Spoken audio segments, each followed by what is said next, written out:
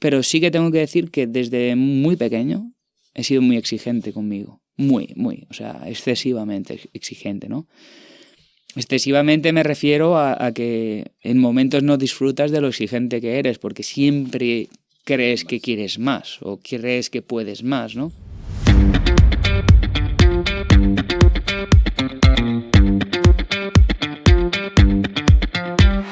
Bienvenido a Rock and Joy, donde disfrutas de la escalada más allá del deporte. Rock and Joy, tu podcast de escalada, en el que hablamos de cómo sacarle más partido a tu actividad favorita, para todos los amantes del mundo vertical. Este podcast forma parte de un proyecto mucho más grande, rockandjoy.com, en el que puedes encontrar formaciones de escalada, guiajes, entrenamientos, coaching mental y mucho más. rockandjoy.com. Todos los viernes, desde primera hora, contigo Miguel Sancho.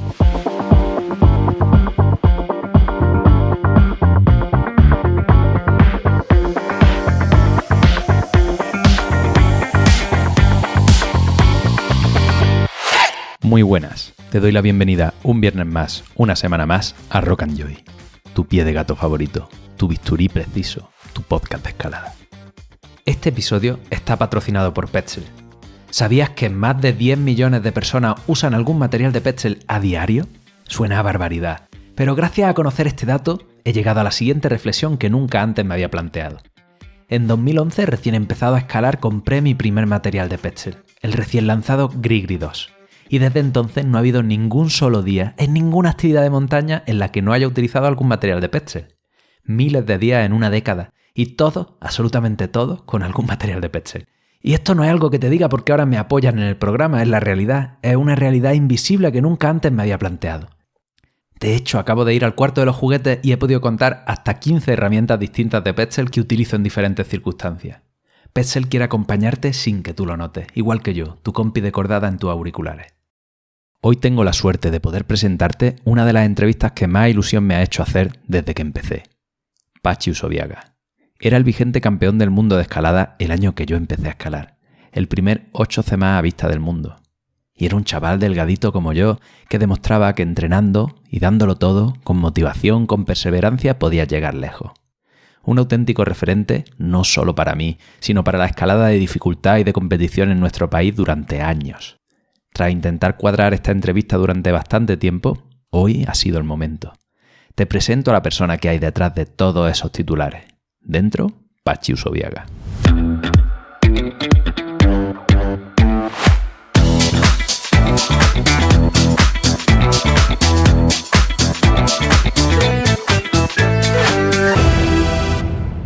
Hoy tengo la suerte de estar aquí sentado junto a uno de mis referentes, Patxi Usobiaga.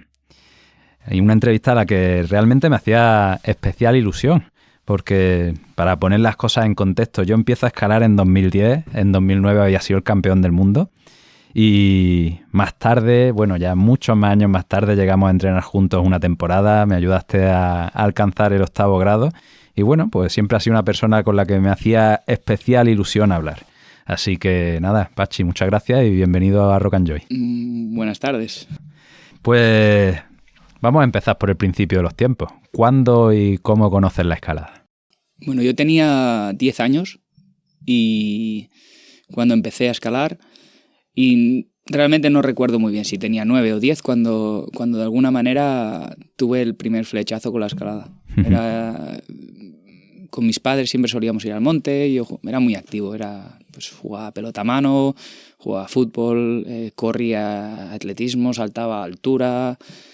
Era muy inquieto. Y viendo un domingo a la tarde, al filo de lo imposible, estaba Miriam García Pascual y fue algo muy heavy. Es como la vi escalar y fue como, yo quiero escalar. Ya, mis padres sabían que yo era un culo inquieto y bueno, cuando me daba por el skate pues quería patinar, cuando me daba por algo pues iba a muerte con todo, ¿no? Pero aquello fue algo diferente, era como algo muy, muy inalcanzable para mí, pero que se me metió muy dentro. Sin haberlo probado. Solo de verlo. Increíble, sí. Y me acordé entonces, me vino un flechazo de un verano que solíamos venir aquí a Pineta, aquí a Huesca, a llevar a mi tía, que era la cocinera en unas colonias de montaña de verano. Y recuerdo haber visto unas cuerdas y alguien subiendo por una pared. Tendría 7 años, 8 años. Y me vino ese flechazo y se unió todo. Entonces yo, Aitama, yo quiero escalar.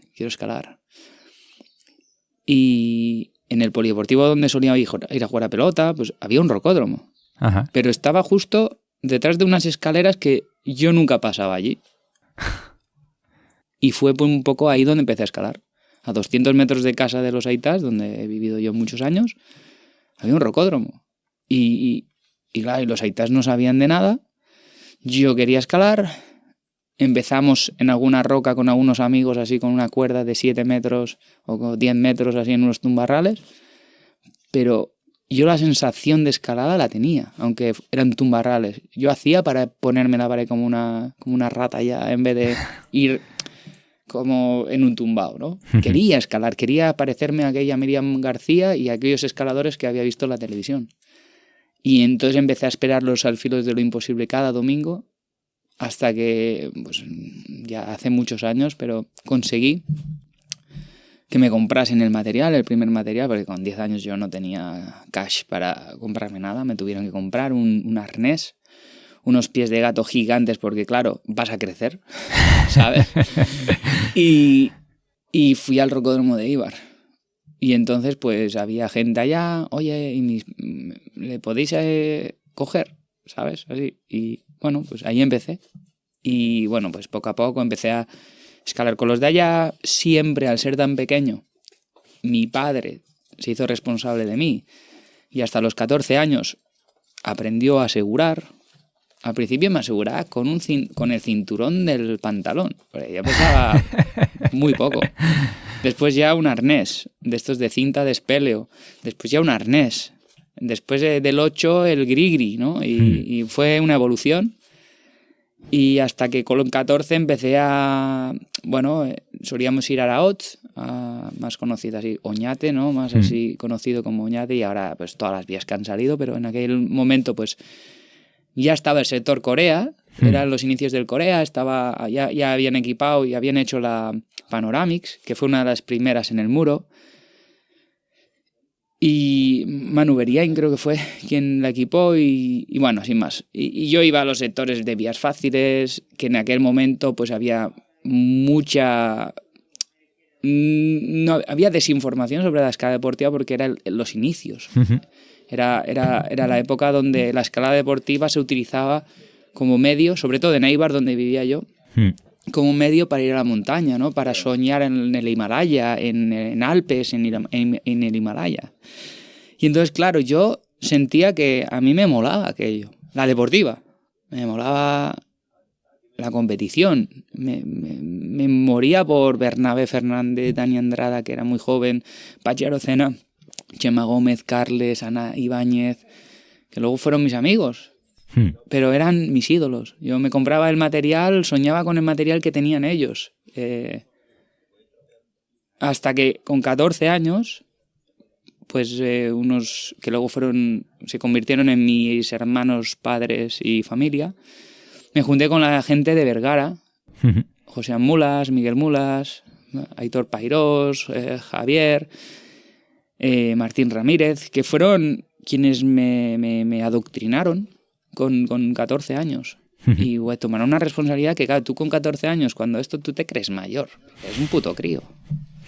Y me engancharon y dentro de todo lo que para ellos era la escalada, me enseñaron a lo que es ser escalador, qué es viajar con la esterilla y el saco, qué es llevarte el hornillo, ¿no? Es una cosa que en casa con 14 años no me habían enseñado. Y entonces pues fui aprendiendo un poco a poco lo que significaba la escalada y lo que la escalada llevaba alrededor. Y en esa época yo recuerdo que en esos primeros años también tengo que decir que hubo un momento de frustración. Yo con 14 años pues pegué el estirón y ya fue como, sí, estoy aquí. Pero entre los 10 y los 14, mi carácter de querer ser bueno, pues me pasó factura, casi dejo de escalar, porque yo entre semana idealizaba mi escalada, idealizaba mis movimientos, copiaba lo que veía en las revistas, esos movimientos de talón, de puntera, ¿sabes? Esas cosas. Y había visto a la gente hacer como campus en el boulder y yo lo intentaba, escalar sin pies. Entonces me imaginaba lo que podía llegar a hacer y llegaba el fin de semana y yo tenía mucho miedo y no podía escalar. Y entonces cargaba con mi padre, que el pobrecillo, que me acompañaba cada día. ¿Miedo a la caída o miedo al rendimiento? A la caída, a la caída. Que al final luego evoluciona a ser miedo al rendimiento, ¿no? Pero es miedo, inseguridad. Y claro, en esa época no había vías de iniciación como ahora. Las vías de iniciación eran vías fáciles. Para ellos. Equipadas por gente fuerte normalmente, con unos ostiones que no te caigas que te matas. Y entonces estaba prohibido caerse. Era como caerse en una vía ferrata.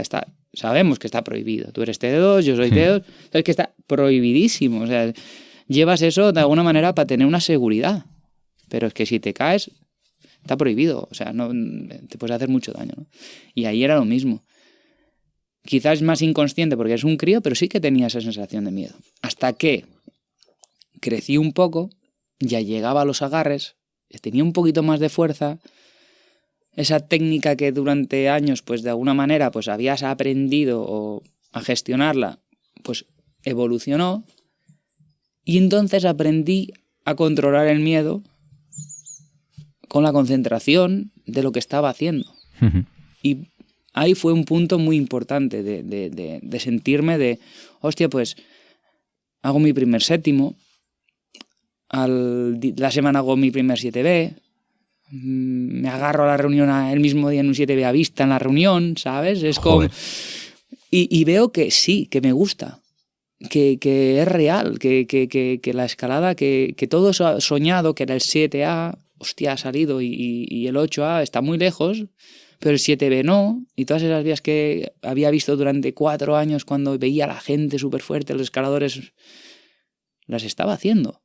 Tenía 14 añitos. Y eso fue un punto muy importante.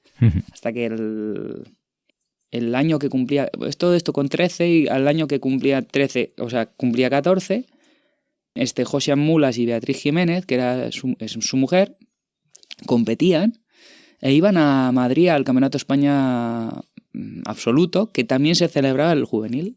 Y en aquella época el juvenil era de nada a 17. Entonces, pues yo, ahí da, venga, va, que quiero ir, amá, que quiero ir. Y mis padres se les venía grande. ¿Cómo que ir a Madrid a competir? Y bueno, ya les convencí. Y allí nos fuimos. Y pues bueno, hice segundo, detrás del CABE. Y tenías 14. Yo tenía 14 y él tenía 17 o algo así. Y entonces, en aquella época, uno de mis grandes ídolos era David Carretero, que lo considero como una referencia para mí, que ha sido un poco quien marcó mis inicios, junto con Pachi Arocena, Josune, Ricardo Tegui. Realmente fueron gente muy, muy, muy importante, ¿no? en mis inicios. Como referencias unos y otros con cercanía. Y David era uno de ellos, ¿no? Era joven. David tenía 16 años, tenía 3 años más que yo. Entonces como que yo era un chapas, yo los volvía locos. O sea, me encuentro un niño como yo y digo, ¡vete a la mierda, chaval! Y realmente yo he sido muy, muy, muy inquieto y muy de intentar absorber lo de los demás. La energía esa, cómo haces, cómo hiciste esa vía... Y cosas que salían en las revistas, yo me las memorizaba y les preguntaba. Y esa vía, y no sé qué, y no sé cuántos, y cómo era el paso, ¿no? Y él le habló al seleccionador de mí. Entonces, cuando hice segundo, al bajar, vino un tal Pera Lloveras, que fue mi primer seleccionador. Me dijo, vamos a hacer una reunión con todo el equipo y me gustaría que vinieses. Y claro, me encuentro en una habitación con Dani Andrada, que habla de la Action Direct, que ese año había estado en agosto probándola, David Carretero, Pachi Arocena, bueno, toda la creme de la creme, tío. Yo estaba ahí flipando, yo decía, pero... Y no, bueno, pues es una reunión de equipo, para, bueno, ese campeonato del mundo juvenil en octubre, me gustaría que vosotros fueseis, luego ellos les decía sobre la Copa del Mundo y todo eso, y ya me llevaron. Y fue guay porque Pera confiaba en la evolución, y aunque los resultados fueron malos, ¿no? Malos, o yo qué sé, te cagas, vas allá y te cagas. Yo fui y me puse enfermo de los nervios que tenía. Pero confió en mí e hizo que... Y también tenía suerte de que no había más competencia. O sea, no había niños de 14 años que hiciesen 8A. Y entonces, pues hice, no sé si la primera competición, si miro el archivo, hice 25 o 26, hice último de la semifinal. Al año siguiente hice quinto del Mundial Juvenil, al año siguiente hice tercero. Y bueno, ya fue una evolución a lo que ya podría ser pues más lo que se sabe de Pachi, ¿no? Ese es el inicio, y que hubo casi un momento de dejar de escalar por frustración hasta que cada vez disfrutas más, pero sí que tengo que decir que desde muy pequeño he sido muy exigente conmigo. Muy, o sea, excesivamente exigente, ¿no? Excesivamente me refiero a que en momentos no disfrutas de lo exigente que eres, porque siempre crees que quieres más o crees que puedes más, ¿no? Pero bueno, eso es un poco el inicio hasta los, pues no sé, hasta los 18 o algo así. Sí. Al final entra en una etapa de transición curiosa, ¿no? Porque no era el inicio de la escalada deportiva, ya entras a escalar en un rocódromo, ya había estructuras de competición, sin embargo todo estaba como naciendo, ¿no? La gente estaba empezando a crear este deporte y llega ahí pues justo como para coger la ola, ¿no? Sí, pero todavía no se sabía nada. Es decir, yo el primer muro donde escalaba era vertical.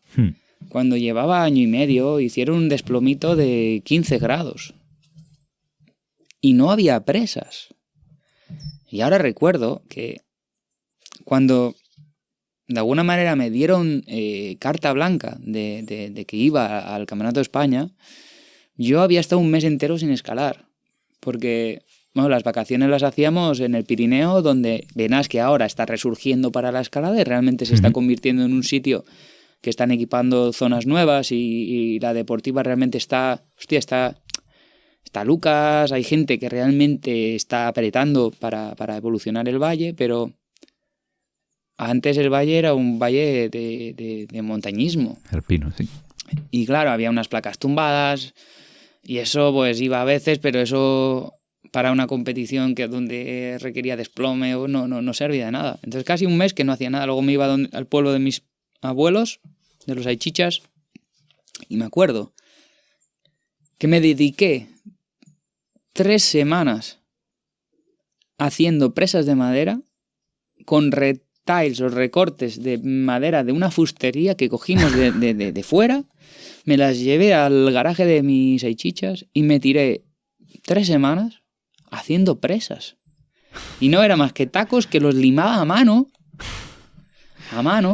con el taladro los taladré, y después, cuando fui a Eibar, con mis ahorros, me fui a la ferretería, compré tornillos. En esa época no había roscachapas, la tuerca de atrás que se clava o que se engancha con tirafondos, y con una arandela y con una tuerca, una a una, las colocaba, iba atrás sin mover mucho el panel, ponía la tuerca, luego las ataba y me tiré no sé cuántos días montando, y cuando ya una vez lo monté, me dediqué 2 semanas a gas a entrenar para el Campeonato de España. Y hice lo que nunca hay que hacer. O sea... Llegas reventado. Reventado. Y bueno, hice segundo. Súper contento, pero reventado. Y también te diré, tardé muchos años en entender los calentamientos, cómo se hacían las competiciones, porque nadie me enseñó, y porque cuando iba a las competiciones me juntaba con amigos con los cuales podía entrenar, y en vez de dedicarme a calentar para ir a rendir a la competición, me dedicaba a hacer bloque con ellos. 2 horas, 2 horas y media, y luego salía reventado a competir. Y hacía tercero de Campeonato del Mundo de Juvenil. Y con el tiempo un día me di cuenta de que había que calentarlo justo. Sí. A alguien verías, ¿no? Que lo hacía. No, un día me lesioné de un dedo, pero ya de mayor, ya tenía 18 años o así. Y no podía hacer mucho boulder. Y entonces hice lo justo. Y dije, joder, tío, pero si iba fresco como un polo. Y entonces me di cuenta que había que calentarlo justo. Pero lo justo, justo. Y fue un gran aprendizaje, no sé, es como... Parece mentira, ¿no? Porque ahora los niños vienen y te pueden preguntar, ¿cómo hacías esas burradas? Pero es que estos niños no se dan cuenta de que ya les están enseñando cómo hacerlo. A nosotros no, a nosotros... Yo me lo pasaba bien allá. Yo iba a las competiciones, a las Copas de Europa Juvenil, y me dedicaba a hacer bloque con la peña. Con el Leo Holding, el no sé qué, el otro, allá, pum, venga, va, Leo, va. Y luego salíamos reventados. Y los franceses muy listos ahí estaban, como que no hacían nada, ¿sabes? Mirando, diciendo Sí. esto. Y van ellos a iban pinchar. aprendidos. Y nosotros se reirían de nosotros diciendo, estos están chaladísimos, tío. Pero nos lo pasábamos bien. Sí. Al final sería solo cuestión de currículum. Quiero decir que al final no hubiese cambiado nada en la evolución. Hubiese habido mejores resultados seguramente, eso estoy convencido, pero no hubiese cambiado nada. Las sesiones aquellas que hacíamos eran increíbles. Y el post-competición era 4 días muertos. Y decía, ¿cómo me cansan las competiciones? Y me tuve que dar cuenta años más tarde de que la liábamos gorda, tío. La liábamos que te cagas. Venga. Sí. Joder. Ey, ¿aún no conoces Climbskin? Sus productos son uno de mis grandes aliados para la escalada. Un kit que no puede faltar en mi mochila. Porque si dedico tiempo y esfuerzo en prepararme, en entrenar, comer bien y descansar mejor para ir a darlo todo en los proyectos, lo último que quiero es que la piel suponga un freno en mi escalada. Y es ahí donde entra Climbskin. Tienen un non-stop kit Welcome Pack, súper fanático, con crema regeneradora para la piel, gel de silicio orgánico para descargar la musculatura, el increíble esparadrapo que es lo mejor que he probado jamás, en serio, con un corta uñas preciso, una lija de madera y un fingercillo. Y todo esto envuelto en un neceser resistente súper chulo que siempre tengo en la mochila. Una pasada para llevar contigo a todas partes que tienen de oferta en la web y que además, por ser oyente de Rock and Joy, te puede llevar aún más barato, introduciendo el código JOY, J-O-Y en mayúscula, en el checkout de su web. No te olvides, climbskin.com, climb de escalada y skin de piel, tú juntito.com y el código JOY, J-O-Y en mayúscula. Pachi, tu nombre va un poco ligado o muy ligado al entrenamiento.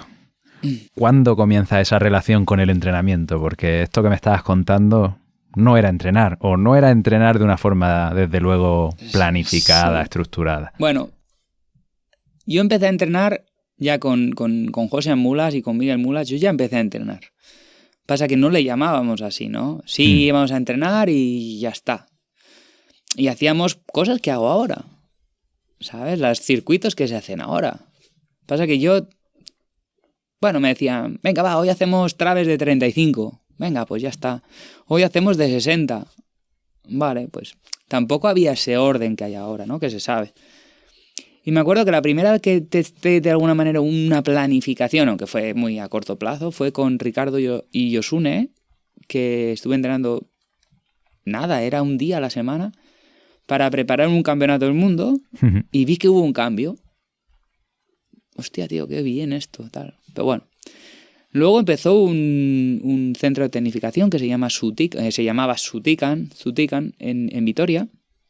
Y entonces con Jon Gurutz Lazcoz y con Garbiñe empezaron a planificar el grupo de entreno.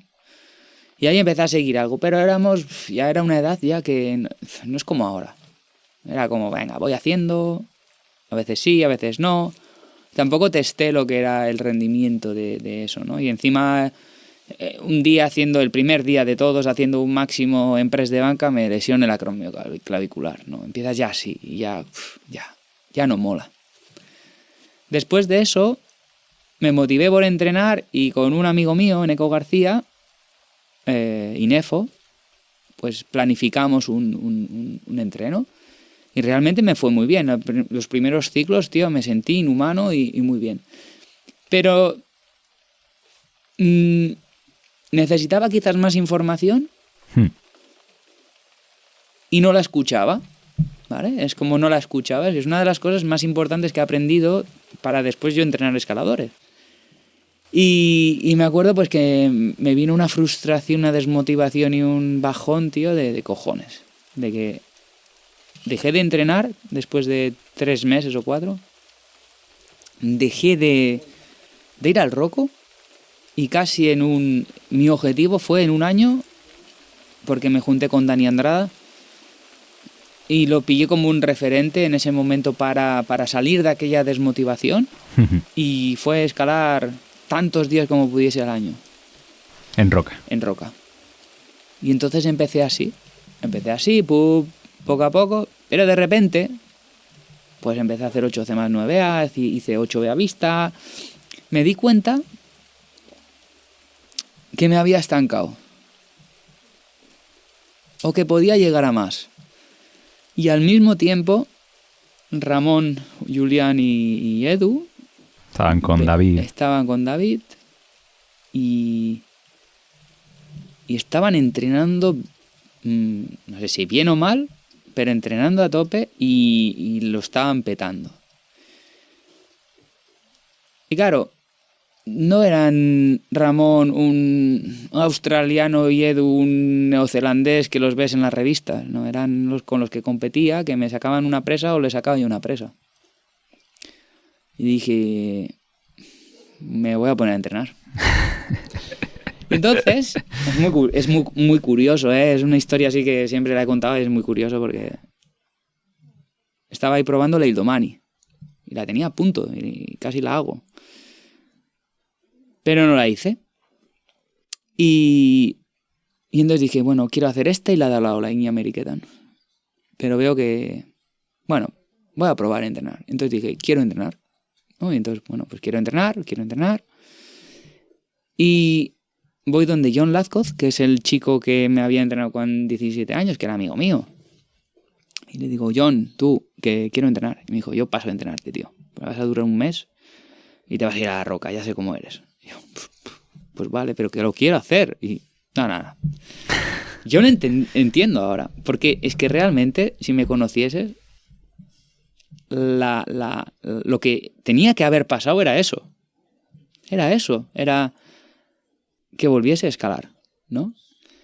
Pero di con una super persona, un super entrenador, que justo fue que el gobierno vasco nos empezó a dar unas ayudas por hacer no sé qué vías y coincidió. Entonces de repente estoy con un tal John Iriberri en una consulta, como tú y yo ahora, y me dice, bueno, yo soy John, yo Pachi y tal, no sé qué, y yo quiero hacer 9A.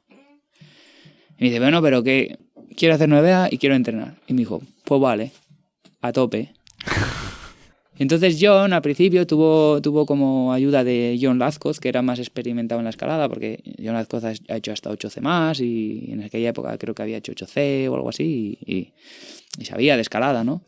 Entonces pues tuvo un poco de ayuda, sobre todo a la hora de marcar directrices de cómo traspolar, porque el tío era máster en deporte y era máster, es una máquina. Y entonces para traspolar lo que era todo lo que él sabía a la escalada, pues se hicieron un poco de tándem al principio y luego ya pues fuimos John Iriberri y yo a tope durante 3 años. Y en 3 meses pues hice la Ildomani, hice la Iña Meriketan, la hice de un método que nadie lo ha repetido, este método. Ahora lo hacen... Para mí es un escaqueo, pero bueno, puede ser que... Bueno, para mí es otra vía. Y le da 9 más.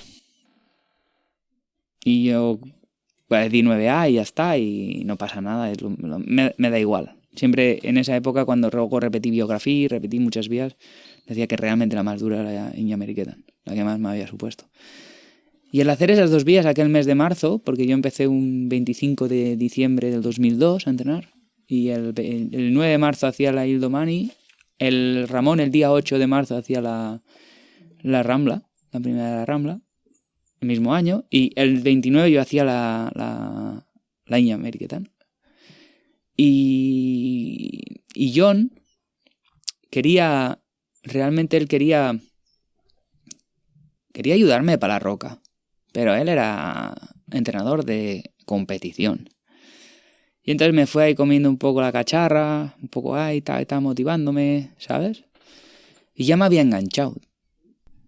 Porque claro, es que me había... Que funcionó. Tío, en 3 meses me había puesto, no como nunca, a años luz de lo que podía haber hecho en mi vida. Y entonces, pues empezó una gran lucha hasta hacerme un hueco en el equipo nacional, porque... Pero tú ya habías ido Sí, yo ya iba, pero era un paquete. Yo cuando pasé de juveniles a esto, pues sin ninguna planificación y sin nada, iba y lo hacía muy mal, muy mal. Pero luego en España, pues era como fácil hacer primero o segundo, ¿sabes? No, segundo. Estar ahí era como fácil. O sea, era como que ese plato ya lo tenía ganado. Pero emocionalmente el internacional no. Y entonces John se emperró un poco, pues bueno, se emperró, no, me intentó motivar para la Copa del Mundo y todo eso. Pero no me llevaban. Yo estaba ganando las Copas de España, hacía empate siempre con Ramón, porque en ese momento yo estaba fuerte ya. No era que no teníamos espacio para ver la diferencia de unos a otros. Porque esto es uno de los problemas que teníamos en España. Es decir, que a mí me sirvió como motivación. Pero ahora soy realista y hubo un momento, un impasse, que me sacaban una presa. Pero en realidad, esa presa en una Copa del Mundo eran 20. ¿Por qué? Porque el nivel era X en España y entonces pues las vías daban para tanto y entonces todo se concentraba en 3 movimientos. Pero ya cuando ese 2003 ya arrancamos con la Copa de España, ya no había presas de diferencia. Y yo no estaba seleccionado y estaba ganando. Teníamos problemas internos entre el seleccionador y yo, y al final, pues bueno, es un poco un problema, ¿no? Yo siempre he sido muy... Pues bueno, no me he callado la boca, ¿no? Eso tiene sus partes buenas y sus partes malas, ¿no? Y pues a veces pues te toca las malas. Y entonces me acuerdo un día, después de ganar la segunda prueba de la Copa de España en Marbella... O sea, la única que se ha hecho ahí. No, Copa de España, ¿eh? No del mundo, de España, 2003. No sé si era mayo o algo así.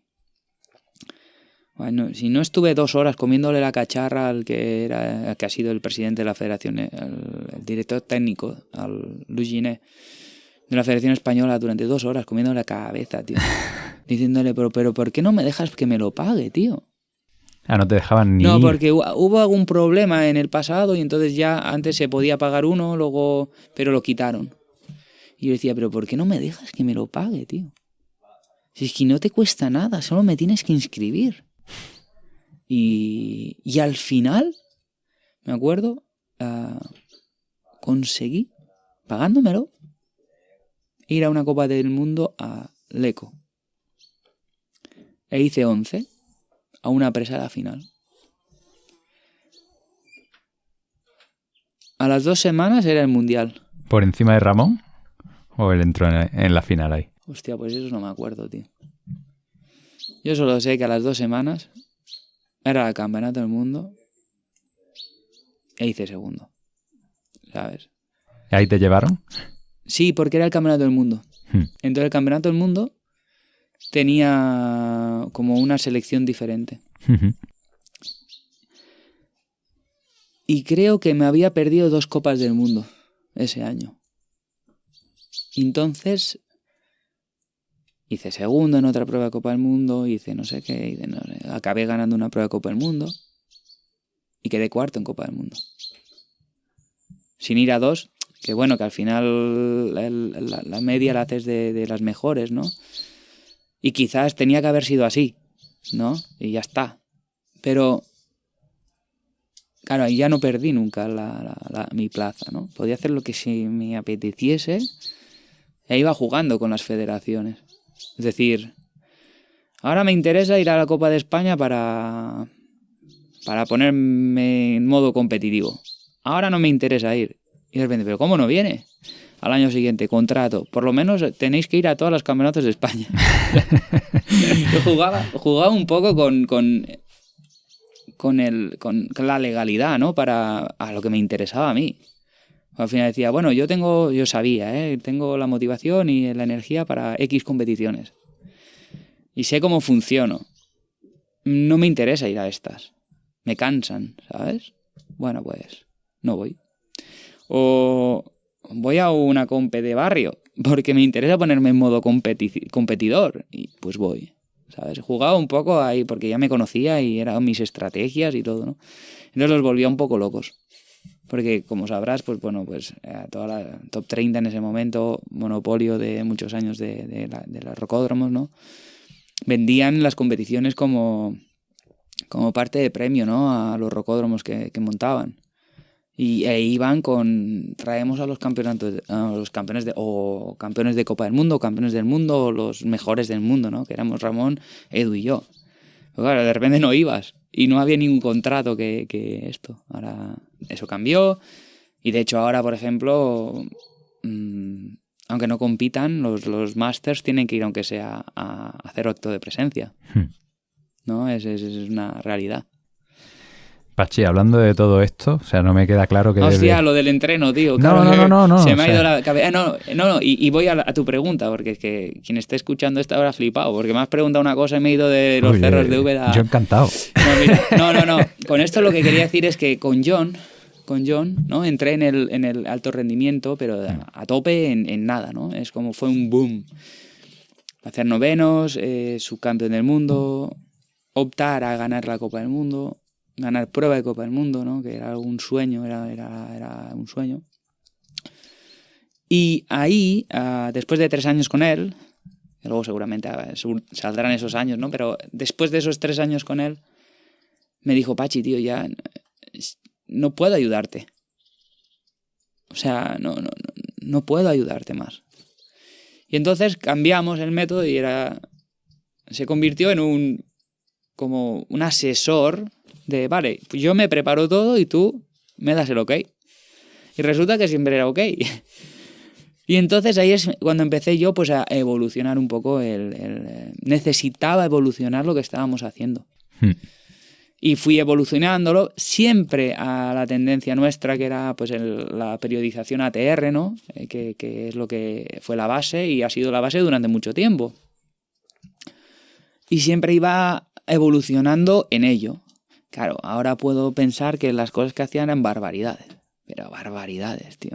De hecho, uno de los nuevos vídeos de YouTube era una sesión mía entera, de un día de los duros, ¿no? Enseñar realmente lo que se hacía. Sin... Lo mismo ahora te rompes, ¿no? No lo haré yo. Pondré un máster de estos así, un máquina que me aguante. Porque yo sé que no aguanto eso. Pero ahora me puedo dar cuenta de que así estoy ahora. Estoy roto. También hacían barbaridades Edu y Ramón. Igual. Con David. Sí, seguro. 9 horas, 10 horas. Sí, lo que fuese, ¿no? Era como... es que hay anécdotas... Estamos ¿sabes? ¿Estamos en Rodellar o no? Sí. Digo, en esto sí, ¿no? Sí, Estamos, sí. Vale, digo para que no es atemporal, ¿no? No. Hoy hablando con Ana Belén, Sí. hoy anécdotas, ¿no? Le decía, tía, es que tú sabes el electroestimulador, ¿no? El electroestimulador, el Compex, que de siempre, el Céfaro, bueno, por no hablar de marcas, ¿no? Porque había muchas. Pues hubo un momento que era una obsesión y entonces tú entrenabas 6, 7, 8 horas y te ibas a casa y después de cenar te ponías 1 hora más de Compex de fuerza-resistencia, tío. Un día en el antebrazo, otro día en el bíceps, otro día en el tríceps, tío. Y eso lo único que lo soporta es la puta motivación. Y cuando pasa 1 año o 1 año y medio, porque es una puta miseria de vida, al final es una locura, es como no tienes vida, estás ahí, valoras. ¿Qué me aporta? Vale, tiene unos aportes positivos, pero ¿es suficiente lo que me aporta para lo que me estás exigiendo? No, fuera, ya está. Fuera Compex, ¿sabes? Fuera. No quiero saber nada del Compex, ¿no? Era como bueno, era la motivación en esos momentos lo que nos llevaba. Pues son barbaridades que hacíamos, yo las considero barbaridades. Y aún así pensábamos que sabíamos mucho más que anteriores generaciones que hacían auténticas barbaridades, de otra manera. Y bueno, es divertido, ¿no? La evolución y todo cómo ha ido. Y el entrenamiento en sí, de ahí salió lo de Puck Training. Salió. De que estaba un día, cuando no estaba escalando, porque paré de escalar después de la lesión y todo eso, y un día me levanté y ¿qué puedo hacer? Y bueno, había Facebook, ¿no? Y puse Pachi Training. Entrena online conmigo, ¿no? Y de ahí salió, y ya llevo 10 años. Claro, ha cambiado mucho todo. Ha cambiado todo. Desde que tú estuviste incluso ha cambiado mucho. Estos últimos 4 años, si no recuerdo mal, estuviste el 2018. Y ha cambiado muchísimo. 2018 quizás era un poco al estilo soviético aquel. Y ha cambiado muchísimo, muchísimo. En base a todo lo que se sabe. Es que, claro, y creo que en los últimos... Realmente considero, en los últimos 5 años, que ha habido una puta revolución. Sí. Sí. Porque, bueno, pues hay artistas, doctores, frikis, todos son los mismos, como Pedro, que realmente han hecho revolucionar el entrenamiento. Porque realmente son unos motivados de la historia.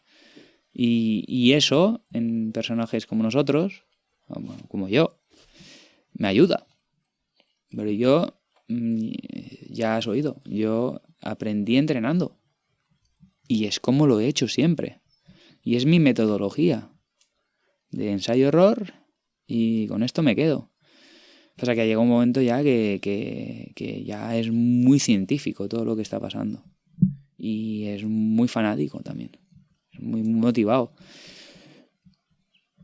Y me gusta coger de uno y otro y hacer mi propio menú. Porque hay partes muy importantes que no están en los números.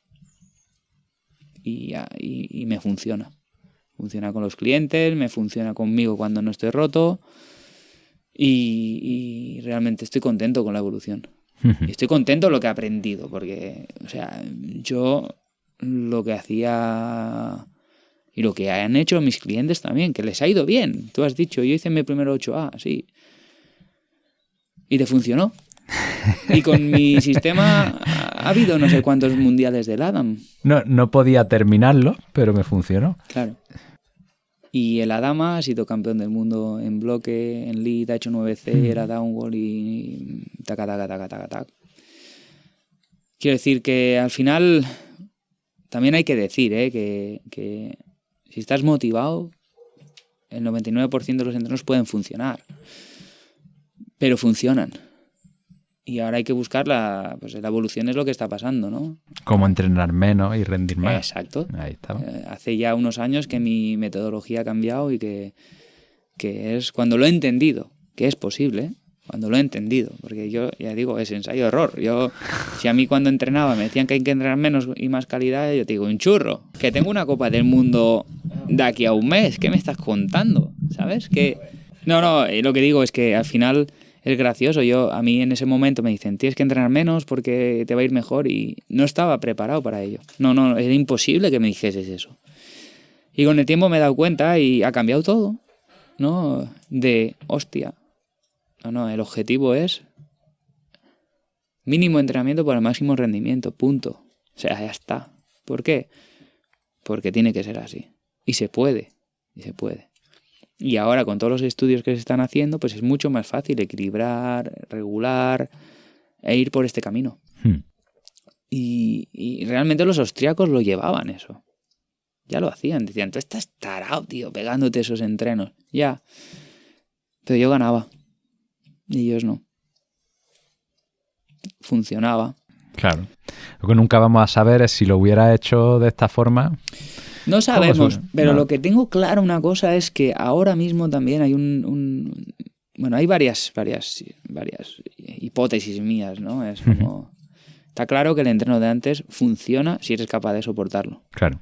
Es muy fácil lesionarse también. No era tan fácil lesionarte. Yo nunca me lesioné en 10 años. En 7 años. Nunca. Me lesiono después, pero porque viene un problema de las cervicales donde te engancha todo el sistema nervioso y entonces pues ya ahí estás más frágil y petas.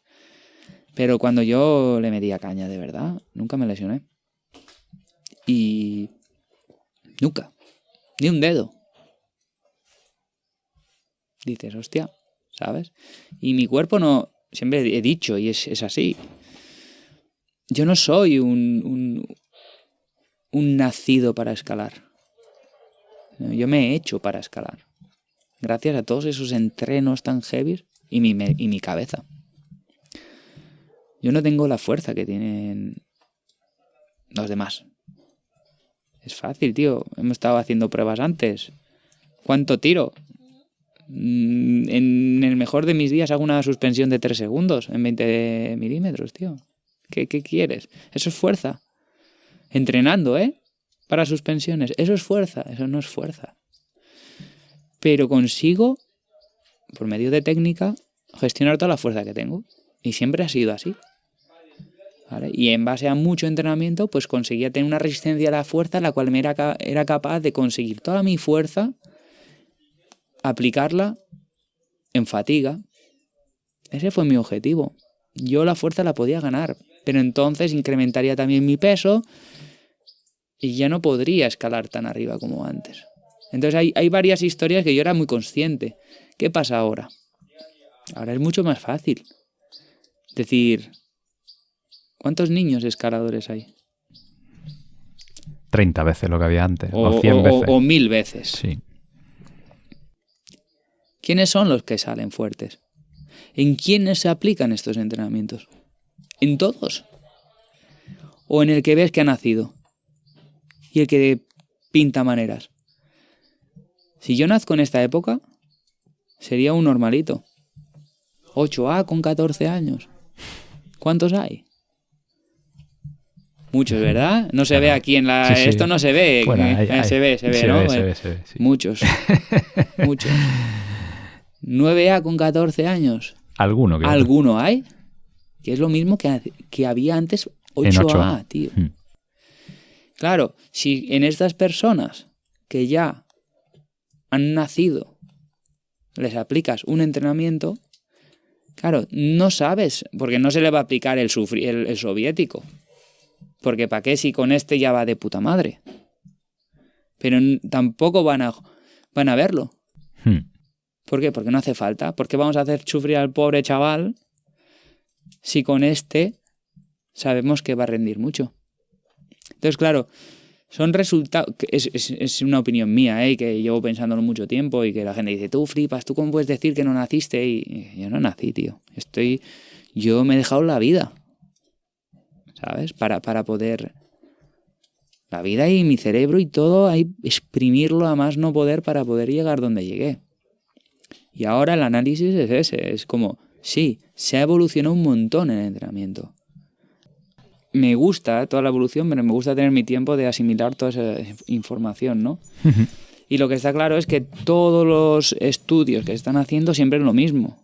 Porque es el único punto donde podemos medir ahora. Siempre son las regletas y la fuerza de dedos, ¿no? Y la escalada es mucho más que eso. Es una pequeña parte de la escalada. Pero una muy pequeña parte. Y entonces... En un futuro se podrá regular todo, ¿no? Yo no sé cómo, porque no soy un friki de eso, ¿no? Yo esperaré a que lo hagan y entonces ya haré Si sigo con esto, pues haré mi menú y mis pruebas y mis errores y muchas veces me daré cuenta que lo que he hecho está bien y otras veces me daré cuenta de lo que he hecho estaba pasado de vueltas o era poco, ¿no? Pero creo que mucho de la evolución que está pasando... y de la posible crítica que puedo hacer yo mismo al entrenamiento, llamo soviético porque el entrenamiento que hacíamos, es eso. Es que también hay que pensar de que éramos escaladores que nos hacíamos en base a mucha energía. Yo conozco muchos escaladores que han nacido que no tienen el cerebro como con esa energía que podía tener Ramón o yo. Hasta aquí llegamos hoy. La semana que viene más. ¿Cómo llegó a ganar el campeonato del mundo? cómo se truncó su carrera deportiva de la forma más cruel. No te lo pierdas. Suscríbete y disfruta de tu contenido favorito en tus auriculares. Un abrazo enorme y hasta la semana que viene.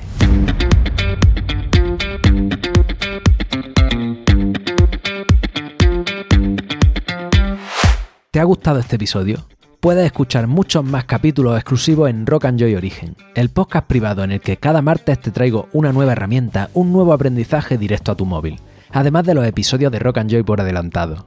Puedes entrar por menos de lo que te cuesta la tapa de Después de Escalar en origen.rockandjoy.com, origen.rockandjoy.com. Para terminar, ya lo sabes, escala, explora, disfruta, atrévete, diviértete y no la pierdas. No pierdas la mentalidad del principiante.